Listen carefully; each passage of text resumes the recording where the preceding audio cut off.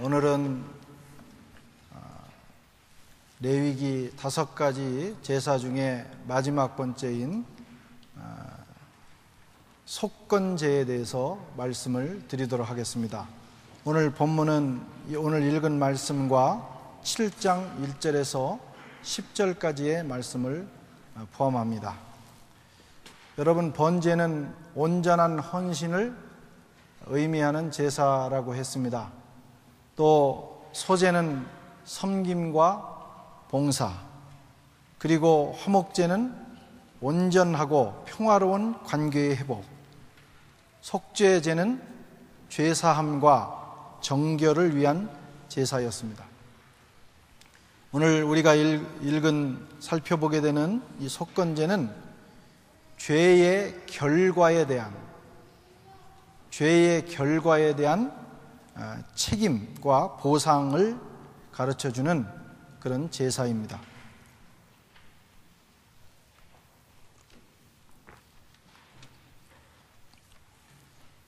우리는 어떤 죄를 지었을지라도 하나님께 나아가 용서를 구하면 용서받지 못할 죄가 없다는 사실을 믿고 있습니다. 주님께서 그 모든 죄를 보혈로 씻어주시고 우리에게 용서를 베풀어 주시기 때문입니다. 이것은 변할 수 없는 절대적인 진리입니다. 누구든지 주님께 나가서 엎드려 참회하면 주님께서는 어떤 죄라도 용서해 주십니다. 요한일서 1장 9절 말씀에 보면, 만일 우리가 우리 죄를 자백하면 그는 미쁘시고 의로우사 우리 죄를 사하시며 우리를 모든 불의에서 깨끗하게 하실 것이요, 우리를 모든 불의에서 깨끗하게 해주시겠다. 이것은 주님의 약속입니다. 그러나 우리가 여기까지만 알면 안 된다는 것입니다.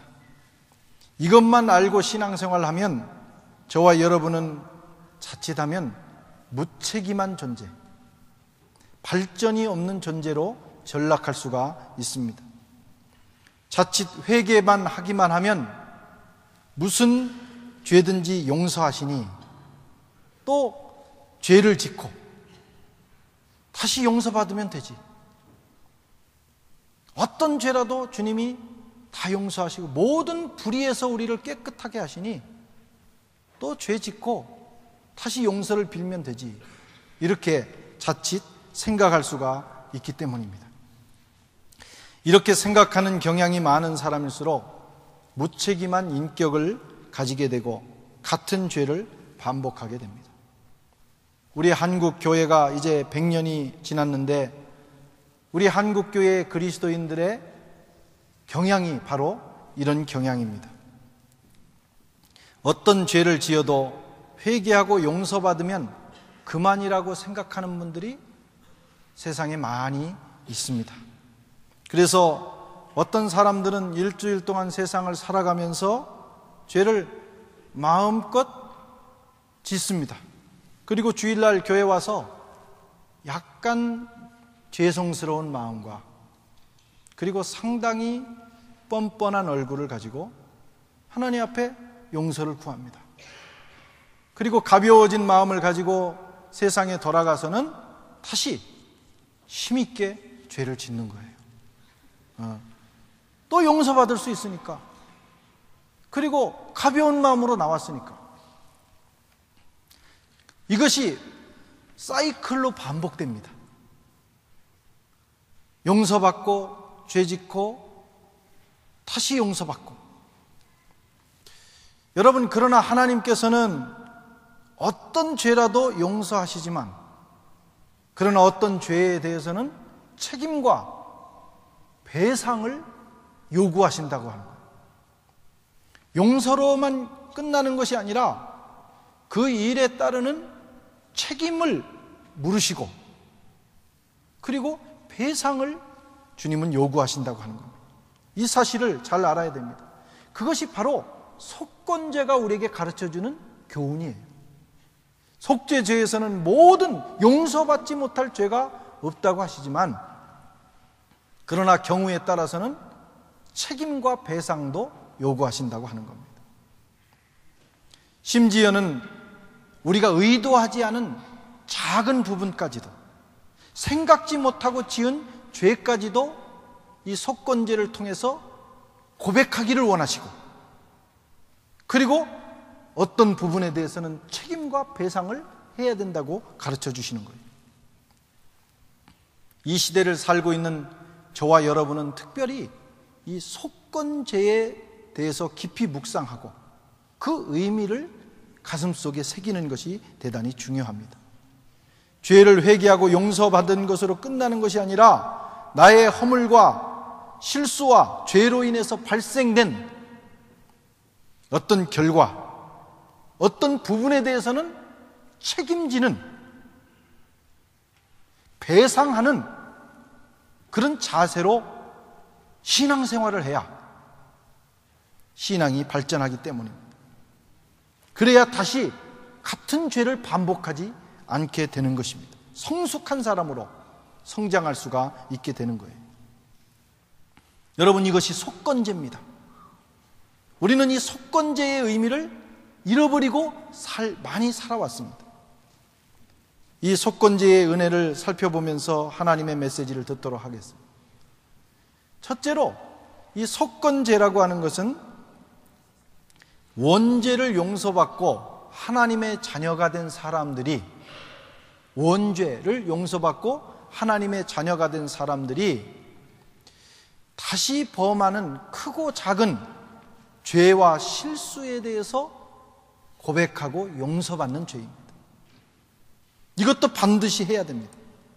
여러분, 속죄죄는 진리를 배반하거나 우상을 숭배하거나 그리스도를 버리거나 성령을 거역하는 등의 아주 중차대한 하나님께 대한 근원적인 죄를 용서받는 제사라면, 속건제라고 하는 것은 성도들이 살아가면서 육신이 약해서 의도하지는 않았지만 때로는 알면서도 육신이 약해서 다시 범하게 되는 죄, 의지가 약해서 넘어지게 되는 죄와 허물을 다루는 제사입니다. 우리는 늘 이런 말을 하죠. 마음은 원인데 육신이 약해서 그랬어요. 내 마음은 그렇지 않은데 육신이 약해서 그만 넘어지고 말았습니다. 이 부분을 고백하고 용서받는 제사가 바로 속건제라고 하는 겁니다. 17절 말씀에 보면, 만일 누구든지 금령 중 하나를 부지 중에 범하여도 허물이라. 알지 못하고 때로는 육신이 약해서 범한 죄라도 죄는 죄라는 거예요. 그걸 용서받지 못하면 하나님 앞에 심판을 받게 되고 인생이 형통하지 못한 겁니다. 그 문제를 해결해야 합니다. 속죄죄는 하나님께 범한 죄, 율법을 범한 죄를 용서받는 제사라면, 속건제는 인간에 대한 죄, 도덕적인 죄, 성품으로 인해서 나온 죄를 용서받는 제사입니다. 속건제는 우리가 범한 죄에 대한 배상을 할 수 없는 죄, 우리가 하나님께 어떻게 배상을 하겠어요? 그 제사라면 속건제는 배상이 가능한 죄를 용서받는 거예요. 또 속죄제는 단체적인 것도 있어요. 그러나 속건제는 거의가 다 개인적이고 도덕적인 죄를 상징합니다. 그렇다고 해서 속건제와 속죄제가 완전히 나누어지는 게 아니에요. 우리가 지은 대부분의 죄와 허물은 속죄제에도 속하고 속건제에도 속하는 경우가 많습니다. 복합적입니다. 그래서 한 가지 죄를 범해도 속건제와 속죄제를 같이 드리게 됩니다. 두 개 다를 용서받아야 되기 때문에 그런 거예요. 하나님께서는 속건제를 통해서 우리가 육신이 약해서, 또는 의지가 박약해서, 때로는 깨닫지 못하고 알지 못해서 지은 죄라 할지라도 우리가 사소하게 여기는, 아유 뭐 이런 거 가지고 하나님께서 허물하시겠어, 하는 그 작은 죄라 할지라도 고백하고 반드시 해결해야 인생이 형통하고 하나님 앞에 나아가는 길이 막히지 않는다는 것을 우리에게 보여주는 제사입니다. 여러분, 살아가면서 그리스도인들은 이 부분까지도 하나님 앞에 나아가야 됩니다. 우리가 무심코 뭐 이런 정도 가지고 뭐 이런 거 가지고 인생이 막히겠어 하는 부분도 하나님께서는 아주 세밀하게 다루신다는 거예요. 그리고 그것을 그대로 가지고 있으면 마귀가 그 부분을 가지고 우리를 공격하기 때문에 넘어질 수밖에 없다는 겁니다. 많은 사람들이 아주 작은 것, 사소하게 여기는 것을 쉽게 넘어갔다가 그것 때문에 인생이 꼬입니다. 그것을 잘 하는 것이 좋아요. 우리는 예수 믿어서 구원받은 것, 속죄제를 통해서 원죄가 사함을 받은 것은 분명합니다. 그러나 이렇게 사함받은 우리가 그리스도인으로 살아가면서 하나님이 주시는 축복과 은혜를 경험하지 못하고 늘 마귀에게 공격을 당하는 이유 중에 하나가 뭐냐? 부지 중에 또는 사소하게 여겨서 쉽게 넘어간 부분을 해결하지 않기 때문에 많은, 특별히 한국에 있는 학자라든가 많은 지도자들이 이런 부분에서 넘어져요. 가령 논문을 쓰다가, 제가 아는 분들도 많이 그런 분들이 있습니다. 논문을 쓰는데 뭐 이런 정도 가지고 문제가 되겠는가 해서 하나를 그냥 베끼는 거예요. 아니면 한국에 가서 이 논문들을 읽어보면, 도서관에 가서 논문들 찾아서 읽어보면 이 사람이 쓴 거나 이 사람이 쓴 거나 거의 비슷한 것들이 많아요. 그냥 갖다가 짜집기 하는 거. 그렇게 해서 통과가 되면 별거 없을 걸로 생각하는데 평소에는 별게 없습니다. 그런데 결정적인 순간에 그것이 내 인생의 발목을 잡는 거예요. 그것 때문에 내 인생이 가장 클라이막스로 올라가야 되는 순간에 뚫리는 것입니다. 그것 때문에 인생이 망하는 거예요. 속건제는 그런 아주 소소하고 아주 쉽게 우리가 넘어갈 수 있는 부분까지 하나님 앞에서 해결하라. 그 부분을 해결하지 않으면 하나님이 허물하시고 인생이 꼬이게 된다고 하는 것을 가르쳐 줍니다. 인생을 그래서 아주 정신 바짝 차리고 살아야 되는 것입니다. 두 번째는 속건제가 필요한 죄들이 여러 가지가 있습니다. 법정에서 진술할 수 있음에도 불구하고 내가 다른 사람을 위해서 법정에서 진술할 수 있음에도 불구하고 자신이 보거나 들은 것에 대해서 진술을 거부하는 것.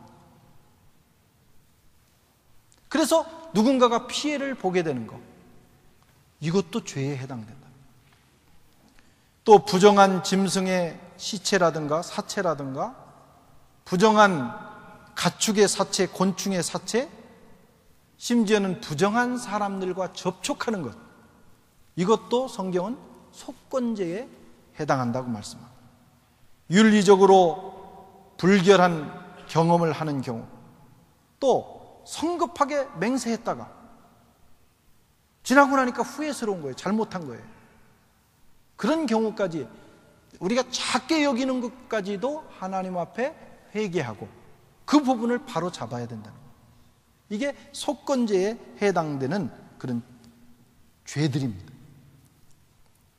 또 오늘 15절에 보면 여호와의 성물, 하나님께 드려진 것을 잘못 다루는 범죄, 그것이 바로 속건제에 속합니다. 15절에 보면 누구든지 여호와의 성물에 대하여 그릇 범하였거든 여호와께 속건제를 드리되.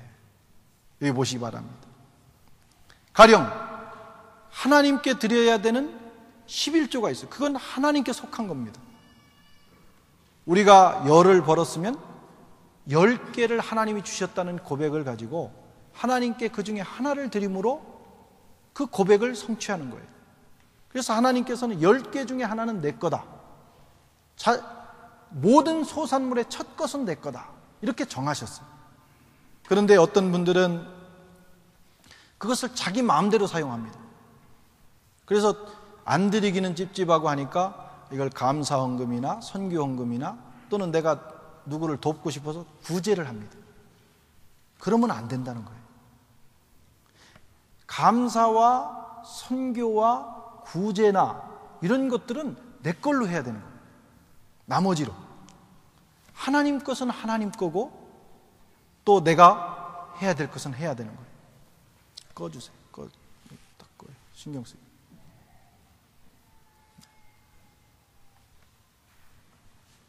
됐습니다.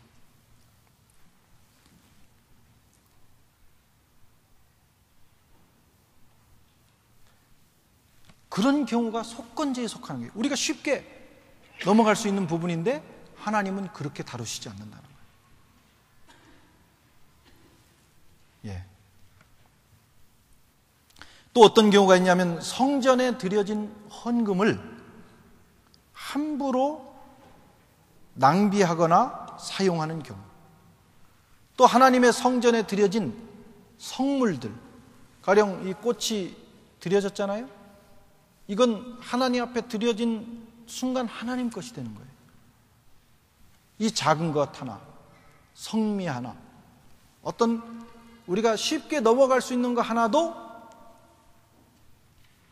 이미 하나님께 드려진 거면 함부로 다뤄서는 안 된다고 하는 것입니다. 구약시대에는 제사장의 허락이 없이는 다룰 수 없어요. 그렇게 하나님이 엄격하게 정하셨어요. 교회에 드려진 헌금도 재정부에서 여러분 계수할 때 쉽게 생각하면 안 됩니다. 그래서 그걸 계수할 때도 기도하고 계수해야 되고, 나눌 때도 기도하면서 나누어야 되고, 그것을 사용하는 사람들도 기도하면서 사용을 해야 돼요. 또 거기에 들어온 거에 대해서 재정부원들이 이러쿵저러쿵 말을 하거나 자기의 어떤 생각을 가지고 그런 정보들을 흘려서도 안 됩니다. 하나님께 드려진 거에 대해서 우리는 대단히 조심해야 되는 거예요.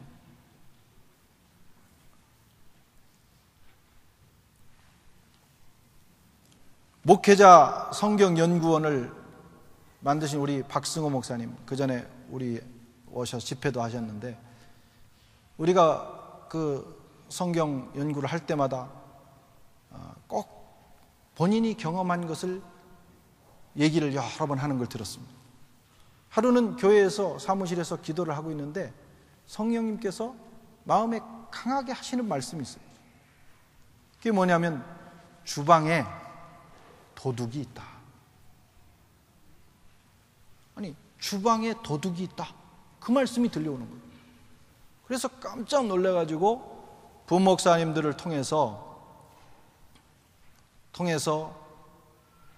알아봤는데, 교회가 큰 교회니까 주방의 규모가 큽니다.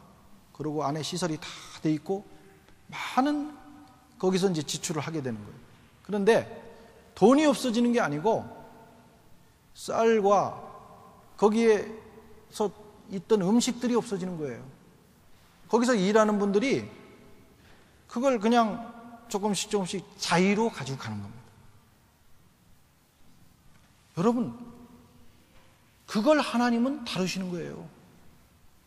가령 우리가 여기 와서 음식을 나누고도요, 그걸 내 자유로 챙기는 게 아닙니다. 여기 전도사님, 목사님들이 계시니까 한 번쯤 얘기를 해서 허락을 받아야 돼요. 그렇지 않으면 그 책임이 있을 수가 있는 거예요. 작은 일 하나도 하나님께 드려진 거에 대해서는 우리가 정성을 다하는 것이 중요하다. 가운이나 교회의 물건 하나를 다룰 때도 그렇게 하셔야 됩니다. 또 계명을 부지중에 범했을 때 속건제에 해당한다. 오늘 17절 말씀이죠. 누구든지 여호와의 금령 중 하나를 부지중에 범하여도 허물이 된다. 그래서 내가 알지 못하고 범한 사소하게 여기는 죄라 할지라도 하나님 앞에서 반드시 해결해야 된다. 그것을 우리에게 가르쳐 줍니다. 세 번째로 여러분, 속건제는 자신의 허물로 인해서 발생한 일에 대해서 배상함으로 용서가 완성된다는 거예요. 이걸 잘 기억하셔야 됩니다. 우리는 일반적으로 이 부분에 대해서는 소홀히 여길 때가 많습니다. 가령 성물에 대해서 범죄했을 때, 내가 하나님의 성물을 잘못 낭비를 했거나 아니면은 잘못 유용을 했거나 드려야 될 것을 드리지 않았는데 그게 깨달아졌을 때 어떻게 해야 되느냐? 성물에 대해서는 원래 그 가치 플러스 5분의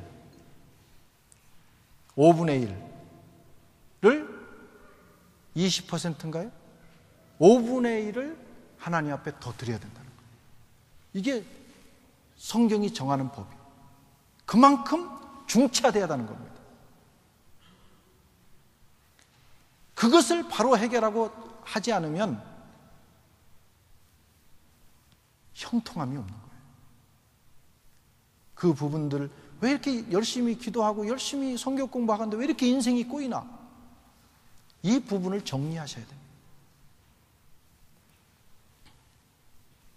16절 한번 같이 읽어보겠습니다. 시작. 성물에 대한 범과를 갚되 그것의 5분의 1을 더하여 제사장에게 줄 것이요 제사장은 그 속건제의 수양으로 그를 위하여 속한즉 그가 사함을 얻으리니. 하나님께 속한 것을 침해하는 죄를 하나님은 악하고 무서운 죄라고 다루시는 겁니다. 그래서 반드시 그 부분을 해결하지 않으면 안 되게 돼 있어요.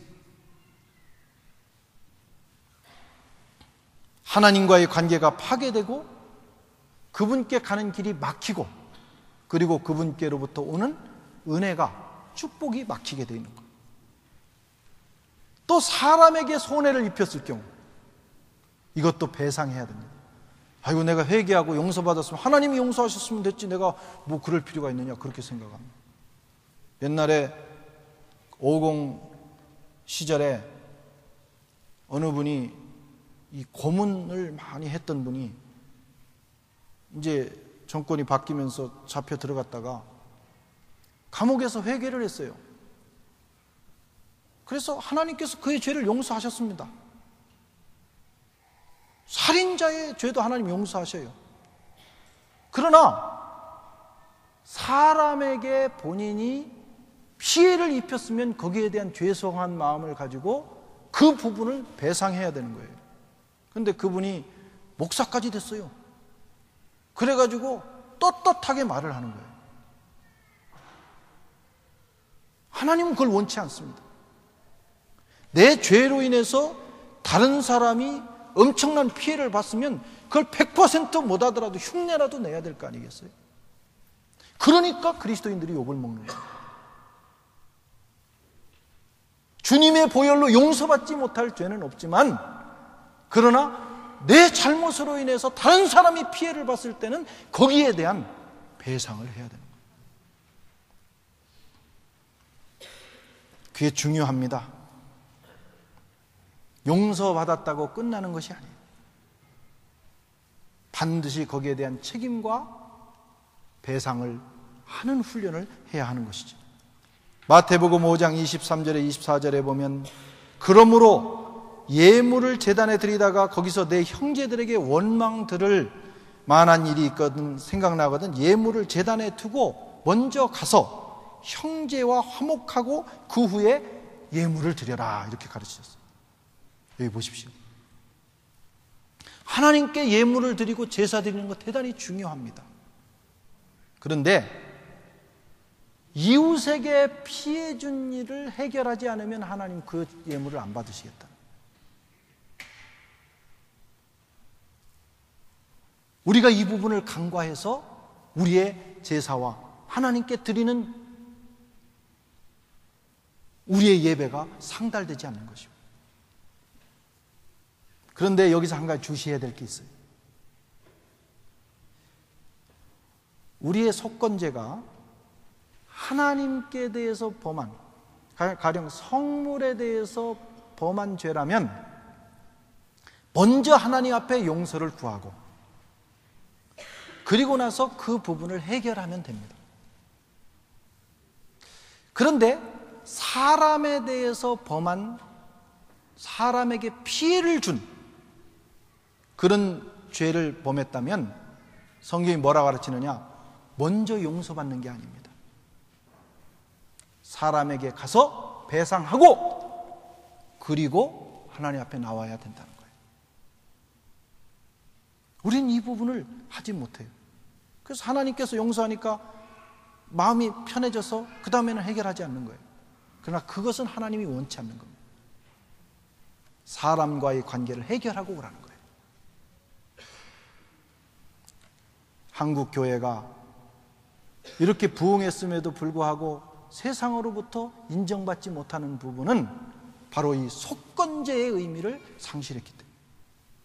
그래서 무책임해, 그리스도인들이. 뭐 하나님이 용서하셨는데 뭐 당신이 왜 그러느냐고. 하나님이 그거 물으십니다. 오늘 말씀을 들으면서 여러분에게 생각나는 일이 있거든. 이웃과 해결하세요. 나 때문에 피해본 사람, 나 때문에 사기당한 사람, 교회 안에 사기꾼 많습니다. 그래가지고 사기치고 교회 와서 하나님 앞에 눈물 흘리고 나니까 마음 편해지니까 괜찮다고 생각하는데 하나님 원치 않으십니다. 사기꾼도 오고 살인자도 오고 다 올 수 있지만 예수 믿었으면 여러분 내가 사기친 거 배상해야 돼요. 우리 교회는 그런 분은 없겠지만 하여튼 그 부분을 해결해야 됩니다. 그래야 하나님 제사를 받으시고 우리 인생이 성숙하게 되는 거예요. 아멘. 여러분, 얼마 전 신문에 이런 글이 나왔어요. 어느 기자가 이미 돌아가신 우리 삼성을 창립한 이병철 회장의 어록, 그분이 하신 말씀을 들어서 기독교에 대해서 비난하는 글을 쓴 것을 제가 봤어요. 이병철 회장께서 어느 날 이 사람들과 함께 있으면서 이런 얘기를 했다는 거예요. 서울에 저렇게 십자가가 많은데 왜 세상이 이 모양이냐. 그게 얼마 전에 신문에 나왔어요. 서울에 십자가가 저렇게 많은데 왜 세상이 이 모양이냐. 물론 저는 이병철 회장님의 그 말씀을 동의하지는 않습니다. 전적으로 동의하지 않습니다. 전적으로 동의하는 것은 아닙니다. 완전히 동의하지 않는다는 게 아니고 전적으로 동의하는 건 아니에요. 부분적으로 동의한다 이 말씀. 우리 사회가 이렇게 부도덕하고 이렇게 무서운 사회가 된 것은 요즘 신문을 보기가 두려워요. 얼마나 흉악범이 많고 얼마나 부도덕한지 몰라요. 그런데 그렇게 된 것은 부정부패가 심하고 부정직하고 부도덕하게 된 것은 다 교회의 책임만은 아니다.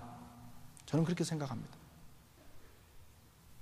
세상 사람들은 다 교회 때문이다 그렇게 생각할지 모르지만 저는 다 교회의 책임이 아니라고 말할 수는 없다.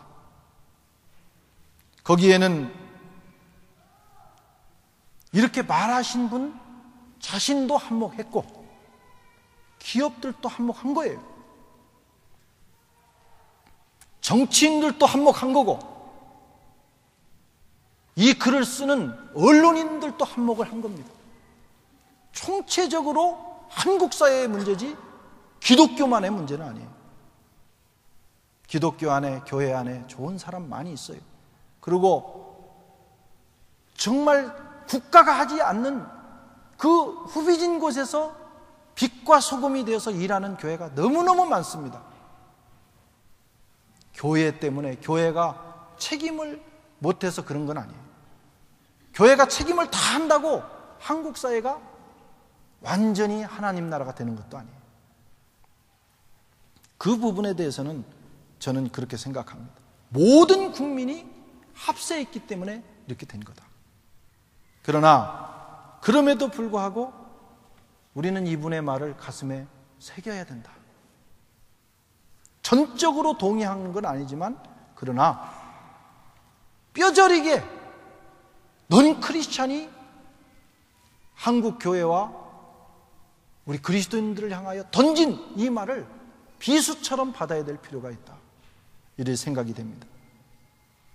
우리를 돌아보고 무엇이 문제인가, 어디서 떨어졌는가 생각해야 됩니다. 우리 사회가 성숙하지 못한 것이 전적으로 그리스도 교회의 책임만은 아니지만 상당 부분 우리의 책임이 있다. 우리가 최소한 여러분 속건제의 의미를 깨닫고 그것을 실천하면서 살려고 노력했더라면 그래도 한국 사회가 이렇게 정신적으로 추락하는 속도를 늦출 수는 있었을 것입니다. 지금이라도 우리 교회에서부터 이런 작은 일, 책임있고 양심적인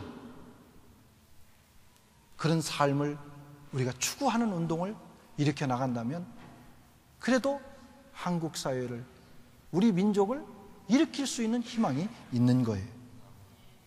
그리스도인들은 양심적이고 정직하고 남을 배려할 줄 알고 하나님을 두려워하는 사람들이다. 세상 사람들이 그렇게 우리를 바라보고 그렇게 바라보도록만 해도 우리는 책임을 다하는 거예요.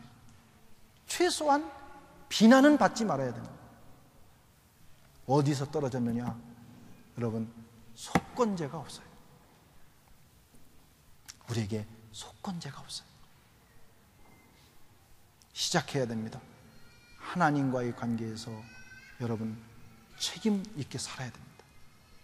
그리고 이웃과의 관계에 그리스도인들은 정말 책임 있어야 돼요.